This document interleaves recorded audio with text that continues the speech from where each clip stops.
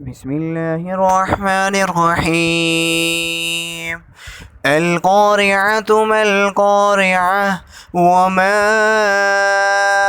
أدراك ما القارعة يوم يكون الناس كالفراش المبثوث وتكون الجبال كالعهن المنفوش فأما من ثقلت موازينه فهو في عيشة راضية وأما من خفت موازينه فأمه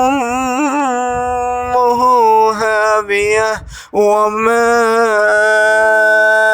أدراك ما هي نار حامية۔ اس سورہ میں قیامت کے اچانک آنے اور اس دن کے ہولناک منظر بیان کیے گئے ہیں۔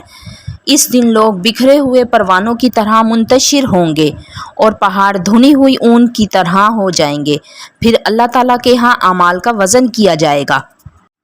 جن کے نیک اعمال کا پلڑا بھاری ہوگا وہ کامیاب ہوں گے اور جنت میں جائیں گے، اور جن کے بد اعمال کا پلڑا بھاری ہوگا ان کا ٹھکانہ ہاویہ جہنم کی گہری کھائی ہوگی۔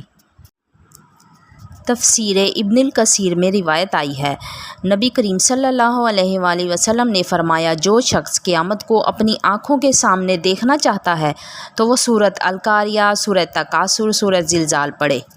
یہ سورہ ہمیں خبردار کرتی ہے کہ آخرت اصل حقیقت ہے، نجات صرف نیک اعمال کے وزن سے ہوگی۔